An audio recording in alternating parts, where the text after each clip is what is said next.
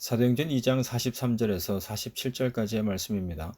사람마다 두려워하는데 사도들로 말미암아 기사와 표적이 많이 나타나니 믿는 사람이 다 함께 있어 모든 물건을 서로 통용하고 또 재산과 소유를 팔아 각 사람의 필요를 따라 나눠주며 날마다 마음을 같이하여 성전에 모이기를 힘쓰고 집에서 떡을 떼며 기쁨과 순전한 마음으로 음식을 먹고 하나님을 찬미하며 또 온 백성에게 칭송을 받으니 주께서 구원받는 사람을 날마다 더하게 하시니라. 우리가 지난주에 살펴보았던 것처럼 성령이 말하게 하심을 따라 다른 언어들로 하나님의 큰 일을 말하게 된 제자들을 향하여 어떤 사람들은 그들이 새 술에 취하였다며 조롱하는 일이 발생했습니다. 그러자 베드로가 11 사도와 함께 일어나서 목소리를 높여 자신들은 술에 취한 것이 아님을 말하면서 다만 성령께서 역사하셨기 때문에 나타난 현상임을 요엘에 기록된 말씀을 인용하여서 말하였는데요. 이후부터 시작된 베드로의 설교는 너희가 십자가에 못 박은 이 예수를 하나님이 주와 그리스도가 되게 하셨다는 말씀으로 끝을 맺었습니다. 그리고 이어지는 사도행전 2장 41절 말씀을 보면 베드로가 전한 말을 받은 사람들이 세례를 받았는데 3,000명이나 됨을 말씀하고 있습니다. 이는 당시 오순절을 지키기 위해 예루살렘을 방문한 사람들 가운데 베드로의 설교를 들은 모든 사람들이 세례를 받았다는 것이 아니라 베드로가 전한 설교로 인하여 그 마음에 큰 감동을 받은 사람들이 지금까지의 자신들의 믿음 생활을 되돌아보며 잘못되었음을 깨닫고 과연 자신들이 어떻게 하여야 할지를 묻는 질문에 회개할 것과 예수 그리스도의 이름으로 세례를 받고 죄 용서를 받으라는 베드로의 권면을 따라 세례를 받은 사람들이 3,000명이나 된다는 의미입니다. 그런데 이 날의 신도의 수가 3,000이나 더하더라는 말씀에 있어서 우리가 주의하여서 보아야 할 것은 더하더라라는 단어인데요. 바로 미완료 과거형으로 사용되었다는 점입니다. 즉 베드로의 설교가 끝나고 감동을 받은 3,000명이 한꺼번에 세례를 받았다는 것이 아니라 베드로의 설교가 끝나고 세례 받는 사람들이 계속해서 더해지는 과정이 있었다는 뜻입니다. 그리고 이러한 자들이 사도의 가르침에 몰두하였으며 서로 교제하는 일과 떡을 떼는 일, 그리고 기도에 힘썼음을 성경은 말씀하고 있는데요. 여기서의 사도의 가르침은 헬라어 본문에 따르면 문자적으로 사도들의 가르침으로 번역이 됩니다. 주목해서 볼 것은 사도라고 하는 단어는 복수형으로 사용되었지만 가르침이라고 하는 단어는 단수형으로 사용되었다는 점인데요. 이는 사도들이 주님께서 허락하신 권위를 가지고 각기 주어진 바 사명을 따라 가르침에 열심을 다하였는데 그 가르침이 서로 다르지 않았음을 의미합니다. 마치 한 사람이 가르친 것과 같이 그 가르침을 통한 교훈에 있어서 통일성을 유지하였다는 뜻입니다. 아울러 성경은 사도들의 가르침을 받은 이들이 서로 교제하였음에 주목하고 있는데요. 이는 단순히 인간적인 사귐을 의미하는 것이 아니라 이어지는 말씀에서와 같이 예수님께서 제정하시고 제자들로 하여금 기념하라고 명령하신 성찬을 함께하면서 그리고 오로지 기도하기에 힘쓰는 것과 같은 교제를 함께 나누었다는 의미인데요. 일회적인 모습으로서가 아닌 사도들의 가르침을 따라 지속적인 교제가 이루어졌다는 의미입니다. 이러한 가운데 43절 말씀을 보면 사도들로 말미암아 기사와 표적이 많이 나타났음을 알 수 있는데요. 여기서의 기사는 하나님에 대하여 경외심을 갖도록 하는 능력이라 할 수 있고 표적은 복음을 확증하는 능력이라 할 수 있습니다. 따라서 사도들이 기사와 표적을 많이 행하였다는 것은 예수님께서 공생애의 삶을 살아가실 때 행하신 기적들이 하나님 나라의 표적들이었던 것과 마찬가지로 예수 그리스도로 말미암은 복음을 전하는 일에 자신들이 부르심을 받고 세움을 받은 사도임을 증명하기 위해 성령을 통하여 표적과 기사들을 많이 행하였음을 의미하는데요. 이어지는 말씀에서는 이러한 초대교회의 상황에서 이전까지는 찾아볼 수 없었던 일들이 교회 공동체 내에서 일어나고 있음을 주목하고 있습니다. 44절과 45절 말씀을 다시 한번 읽어보도록 하겠습니다. 믿는 사람이 다 함께 있어 모든 물건을 서로 통용하고 또 재산과 소유를 팔아 각 사람의 필요를 따라 나눠주며. 사실 기독교 신앙을 갖지 않은 사람들이 성경을 읽다 보면 쉽게 믿어지지 않거나 이해되지 않는 많은 이야기들을 발견하게 될 텐데요. 함께 읽은 44절과 45절 말씀 또한 그러한 이야기 가운데 하나이지 않을까라는 생각을 갖게 됩니다. 특히나 오늘과 같이 이기주의적인 성향이 점차 두드러지게 나타나고 있는 우리 사회의 모습을 생각해 보면 상당한 이질감이 느껴지는 현상이기에 더욱 그러하겠다는 생각인데요. 우리가 초대교회의 모습을 떠올리면서 대단하다 또는 경이롭다 라고 생각하게 되는 것이 앞서 살펴보았던 것처럼 베드로의 설교 이후 3,000명이나 되는 이들이 세례를 받게 되었다는 것이기도 하지만 사실 더 놀라운 것은 세례를 받고 난 이후 이들의 삶 가운데서 나타난 변화된 모습이라 할 수 있습니다. 예수 그리스도를 믿는 믿음으로 살아갈 것을 다짐하기 전의 모습과 이후의 모습이 너무나도 다르게 나타났기 때문인데요. 바울이 말하고 있는 것처럼 그리스도인으로서의 삶을 살아간다는 것이 나는 죽고 이제는 예수 그리스도를 믿는 믿음 안에서의 삶을 살아가는 것이라고 한다면 이때 믿는 사람들에게서 이전의 율법 아래에서의 모습으로서가 아닌 예수 그리스도를 믿는 믿음 안에서의 삶을 살아간다는 것이 과연 어떠한 것인지가 확연하게 나타났다는 것인데요. 먼저 주목해서 볼 것은 믿는 사람이 다 함께 있었다는 말씀입니다. 이는 이때의 믿는 사람들이 각자의 가정을 버리고 한 장소에서의 공동체 생활을 구성하였다는 것을 의미하지는 않습니다. 왜냐하면 이 말씀에서 있었다라는 단어가 한 공동체를 이루어서 한 곳에 함께 살았다는 것을 의미하는 것이 아니라 믿는 사람들이 늘 함께 모이고 있었다는 것을 의미하기 때문인데요. 이전에는 구약의 규례, 곧 율법을 준수하기 위하여 예루살렘으로 모였다라고 한다면 이제는 그리스도에 대한 믿음 때문에 늘 함께 모이게 되었다는 것입니다. 어떠한 의무감이나 누군가에게 보이기 위한 것으로서가 아닌 지극히 자발적이면서도 기쁨이 충만한 영적 교제가 지속적으로 이루어졌다는 뜻입니다. 그리고 주목해서 보아야 할 것이 이처럼 믿는 사람들 상호 간에 지속적으로 이루어지고 있었던 영적 교제가 일상생활에서의 변화를 이끌어냈다는 것인데요. 곧 서로가 필요한 물건을 공유하는 생활의 형태로 나타나게 된 것입니다. 즉 나눔의 삶이라고 하는 새로운 삶의 방식이 믿는 사람들 가운데 자리하게 되었다는 것인데요. 이기적이고 자기중심적인 삶이 아닌 이타적이며 타인을 배려하는 삶을 살아가게 되었다는 것입니다. 사실 하나님께서 당신의 백성으로서의 삶을 살아가는 이들에게 원하시는 모습이 이와 다르지 않음을 성경은 말씀하고 있는데요. 신명기 15장 7절에서 11절까지의 말씀을 함께 읽어보도록 하겠습니다. 내 하나님 여호와께서 네게 주신 땅 어느 성읍에서든지 가난한 형제가 너와 함께 거주하거든 그 가난한 형제에게 네 마음을 완악하게 하지 말며 손을 움켜쥐지 말고 반드시 내 손을 그에게 펴서 그에게 필요한 대로 쓸 것을 넉넉히 구워주라. 삼가 너는 마음에 악한 생각을 품지 말라. 곧 이르기를 일곱째 해 면제년이 가까이 왔다 하고 내 궁핍한 형제를 악한 눈으로 바라보며 아무것도 주지 아니하면 그가 너를 여호와께 호소하리니 그것이 네게 죄가 되리라. 너는 반드시 그에게 줄 것이요 줄 때에는 아끼는 마음을 품지 말 것이니라. 이로 말미암아 네 하나님 여호와께서 네가 하는 모든 일과 네 손이 닿는 모든 일에 네게 복을 주시리라. 땅에는 언제든지 가난한 자가 그치지 아니하겠으므로 내가 네게 명령하여 이르노니 너는 반드시 네 땅 안에 네 형제 중 곤란한 자와 궁핍한 자에게 네 손을 펼지니라. 사람에게 주어진 소유란 사용하기 위해 주어지는 것이지 단지 쌓아놓기 위해 주어지는 것은 아닙니다. 여러분들께서는 너희를 위하여 보물을 땅에 쌓아두지 말라는 말씀과 네 보물이 있는 그곳에는 네 마음도 있느니라는 마태복음 6장 19절 이하에 기록된 말씀을 어떻게 바라보며 또한 이해하고 계십니까? 사람이 가장 소중히 여기는 보물은 부지불식간에 그 사람의 행동의 방향과 삶의 가치관을 결정짓는 원인으로 작용하게 됩니다.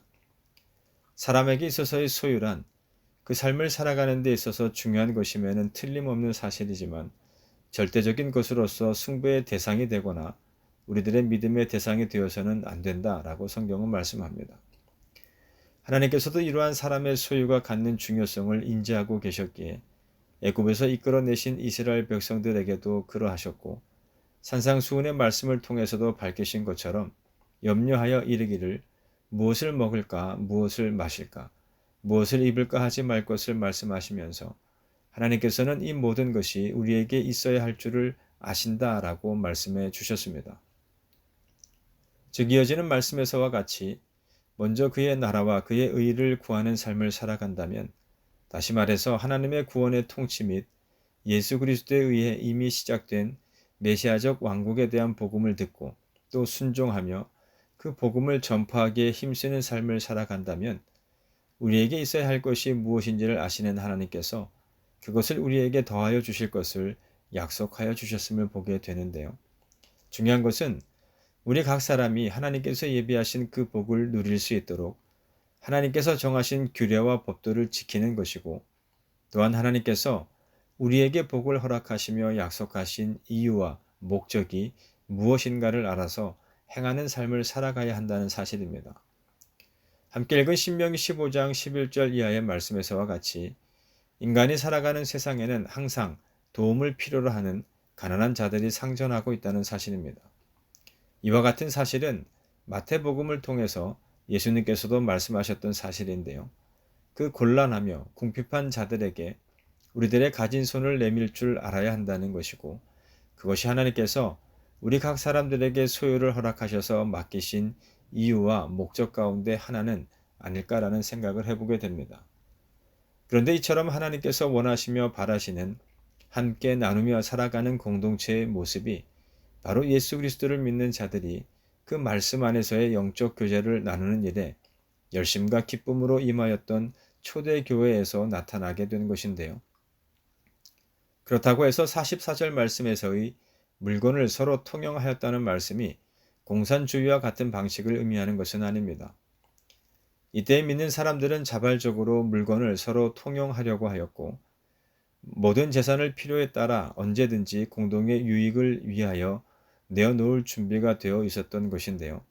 다만 인간적인 측은지심을 따라서가 아닌 예수 그리스도로 말미암은 복음을 전해 듣고 그 마음에 감동을 받은 이들이 서로 영적 교제를 나누는 가운데 한 마음과 한 뜻이 되어서 모든 물건을 서로 통용하였다는 의미입니다. 사도행전 4장 32절로부터 35절에 기록된 말씀입니다. 믿는 무리가 한 마음과 한 뜻이 되어 모든 물건을 서로 통용하고 자기 재물을 조금이라도 자기 것이라 하는 이가 하나도 없더라. 사도들이 큰 권능으로 주 예수의 부활을 증언하니 무리가 큰 은혜를 받아 그 중에 가난한 사람이 없으니 이는 밭과 집 있는 자는 팔아 그 판 것의 값을 가져다가 사도들의 발 앞에 두매 그들이 각 사람의 필요를 따라 나누어 줌이라. 이때의 무리들이 한 마음과 한 뜻을 품을 수 있었던 것은 앞서도 말씀드렸던 것처럼 사도들이 큰 권능으로 증언한 주 예수 그리스도로 말미암아 주어진 복음을 통해서 자신들의 삶이 창조주 되시는 하나님과 그 하나님께서 내려주신 은혜로 말미암아 살아가고 있는 인생임을 깨닫게 되었고, 이제 복음을 받아들여서 성령 하나님의 도우심을 따라 증인된 삶을 살아가야 하는 자신들이 그 복음을 알지 못하는 세상 사람들에게 전하여야 하는 예수 그리스도의 복음이 지향하는 바가 결코 이 땅, 곧 이 세상을 향한 것이 아닌 하나님의 나라에 있음을 믿는 믿음이 주어졌기 때문이라 할 수 있습니다. 이러한 맥락에서 자기 자신만을 위하여 보물을 땅에 쌓아두는 것이 얼마나 부질없으며 어리석은 일인가를 깨달았기 때문에 32절 말씀에서와 같이 한 마음과 한 뜻이 되어서 비록 자기에게 속한 것일지라도 자기 것이라 주장함이 없이 모든 물건을 서로 통용할 수 있게 되었다는 의미입니다. 이러한 사도행전의 말씀에서 우리가 중요하게 바라보아야 할 것은 이처럼 함께한 무리들 모두가 자신들이 가진 것에 대한 소유를 주장함이 없이 각 사람의 필요에 따라 가진 것을 나누었더니 34절의 말씀과 같이 그 중에 가난한 사람이 없었다는 말씀이라 할 수 있습니다.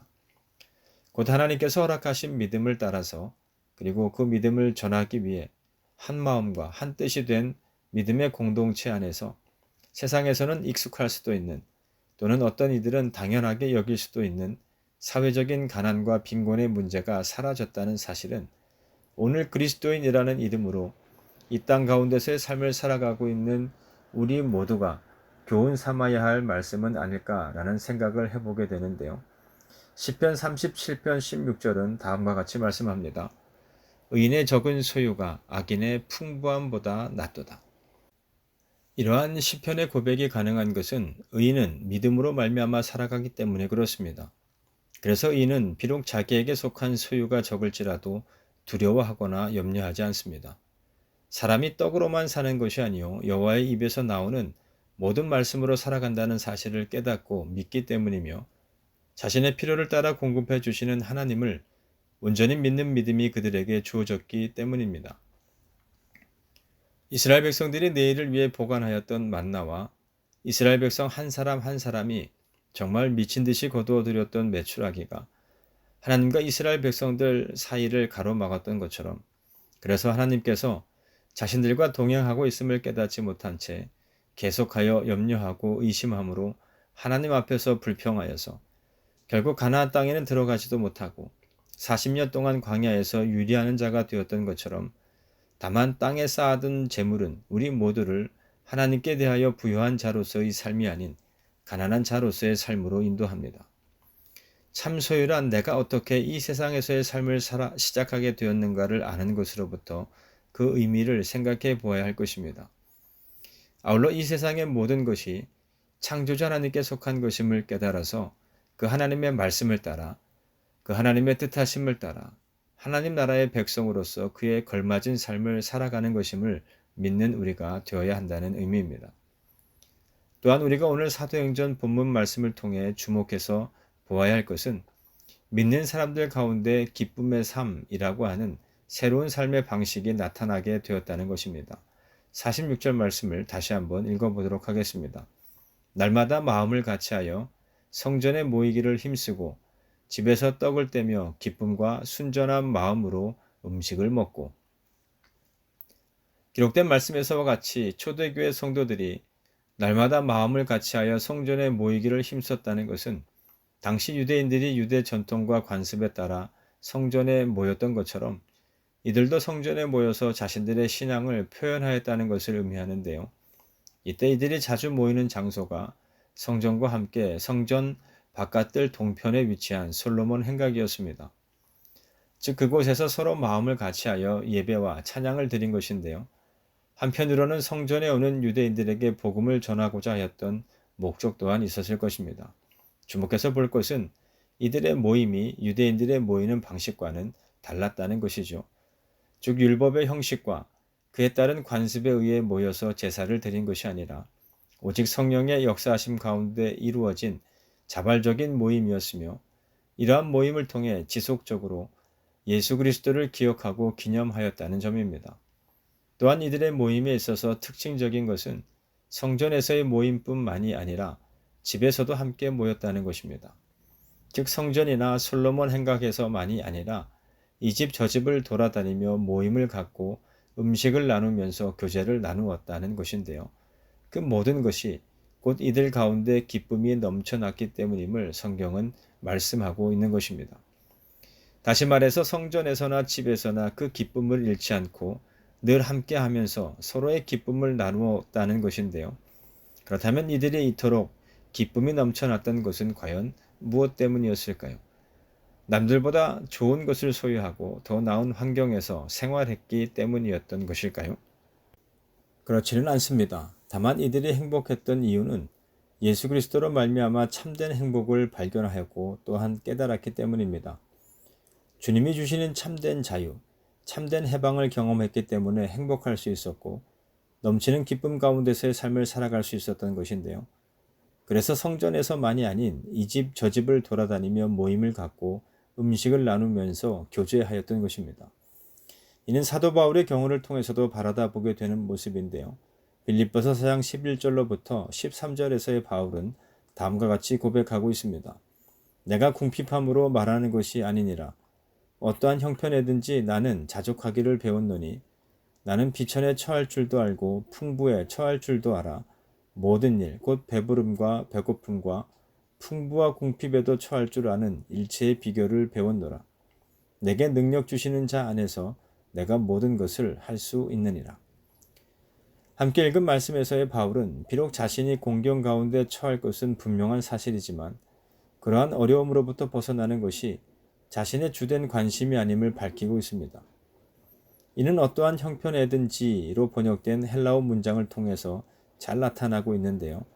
이 문장을 문자 그대로 해석하면 어떤 환경에서라도 나는 존재한다 라는 뜻이 되기 때문입니다. 일반적으로 사람들은 계속해서 행복하기를 바라며 그래서 주어진 삶 속에서 나름대로의 행복을 추구하는 삶을 살아갑니다. 때로는 건강이, 때로는 권력이, 때로는 명예와 부가 행복을 가져다 줄 수 있는 것으로 생각해서 그것을 얻기 위해 부단히 노력하는 삶을 살아갑니다. 그러나 바울이 말하고자 하는 것은 참된 행복은 환경과 같은 외부 조건으로부터 주어지는 것이 아닌 바로 주님만이 주실 수 있다는 것입니다. 물론 예수 그리스도로 말미암은 복음을 알기 전에는 바울뿐만 아니라 초대교회의 모든 믿는 사람들 또한 무엇이 자기에게 행복을 가져다 줄 수 있는지를 알지 못해서 그것이 어디에 있는지도 그리고 어떻게 해야 그것을 얻게 되는지도 알지 못한 채 이리저리 헤매는 삶을 살았을 것입니다. 그러나 예수 그리스도를 만나고 난 뒤 분명한 삶의 목적과 방향을 바라다 보게 되면서 참된 행복과 기쁨이 무엇인지를 깨닫게 된 것이죠. 하나님과 바알 사이에서 방황하거나 고민하는 삶이 아닌 또는 재물과 하나님을 겸하여 섬기는 것과 같은 어리석고도 복잡한 삶의 모습으로서가 아닌 다만 예수 그리스도 안에서 진리를 향하여 나아가는 삶을 통해 참된 행복과 기쁨을 누리는 삶을 살게 된 것입니다. 주목해서 보아야 할 것은 이러한 삶을 살아가게 된 이들에게서 자연스럽고도 자발적으로 나타난 모습이 바로 하나님을 찬양하는 것이었음을 성경은 말씀합니다. 그리고 이처럼 예수 그리스도 안에서의 난무의 삶과 기쁨의 삶을 살아간 이들이 세상 사람들로부터 칭송을 받았고 그러한 그리스도인의 삶을 통해 당시 예수가 그리스도 되심을 믿지 않았던 이들이 복음을 믿고 구원을 받게 되는 놀라운 일들이 날마다 더하여졌음을 성경은 주목하고 있습니다. 하나님을 찬양한다는 것은 하나님이 하나님 되심을 인정하는 것이라 할 수 있습니다. 이 모든 세상과 모든 생명을 창조하신 하나님으로 고백하는 것이며 그래서 그 하나님께서 이 모든 세상의 주인이 되시며 우리 모두의 진정한 왕이 되시는 분이심을 인정하는 것입니다. 그리고 그러한 하나님의 말씀을 따라 청정하는 자로서의 삶을 살아가는 것이 곧 하나님을 찬양하는 것입니다. 우리에게 잘 알려져 있는 찬양의 가사에서와 마찬가지로 내가 주인 삼은 모든 것 내려놓고 내 주 대신 주 앞에 나가 내가 사랑했던 모든 것 내려놓고 주님만 사랑하는 삶을 살아가는 것이 곧 하나님을 찬양하는 이의 삶의 모습입니다. 예수님의 제자들이 그리스도인이라는 이름으로 불려지게 된 것은 안디옥 교회가 그 시작이 되었음을 성경은 말씀하고 있는데요. 당시 추종하는 대상의 이름을 따서 따르는 무리들에게 이름을 붙이는 것이 일반적이었다는 점에서 그리스도인이라고 하는 이름은 예수 그리스도를 추종하는 사람에게 붙여진 지극히 당연한 칭호라는 생각을 갖게 됩니다. 그런데 이처럼 예수님의 가르침을 따르는 제자들이 그리스도인으로 불려지게 된 것은 그들 스스로가 의도하여서가 아닌 그들이 예수 그리스도로 말미암은 복음과 그분의 가르침을 따라 살아가는 가운데 주변 사람들에 의해서 그렇게 불려지게 되었다는 것입니다. 따라서 오늘 우리가 그리스도인이 된다는 것은 예수 그리스도의 복음과 그 가르침을 우리의 삶으로 살아내고 또한 증명해내는 삶을 살아가는 것이라 할 수 있을 것입니다. 그래서 그리스도인이 된다는 것은 예루살렘과 온 유대와 사마리아와 땅끝까지 이르러 예수 그리스도의 증인이 된 삶을 살아가는 것입니다. 하나님께서 예수 그리스도로 말미암아 복음을 우리에게 허락하여 주신 것처럼 오늘 우리 한 사람 한 사람이 복음의 통로가 되어 살아가는 것이 곧 그리스도인이 된다는 것의 참된 의미라 할 수 있을 것입니다. 따라서 주께서 구원받는 사람을 날마다 더하게 하셨다는 말씀은 그 옛날 초대교회에서만이 나타날 수 있는 현상이 아닌 세상 사람들이 예수님의 가르침을 따라 살아가는 자들로서 우리를 바라보게 되며 또한 인정하게 될 때 우리가 살아가고 있는 이 시대에서도 얼마든지 일어날 수 있는 모습임을 성경은 말씀하고 있습니다. 오늘 여러분들은 예수 그리스도로 말미암아 주어진 복음을 믿는 사람이십니까? 그렇다면 날마다 마음을 같이하며 성전과 집에서 모이기를 힘쓰는 가운데 하나님을 찬양하는 삶을 살아가는 자들이 되시기를 바랍니다. 그리고 그러한 우리의 삶을 하나님께서 들어 사용하심으로 구원받는 사람을 날마다 더하여 주실 것을 믿는 함께한 우리 모두가 되시기를 주님의 이름으로 축원합니다.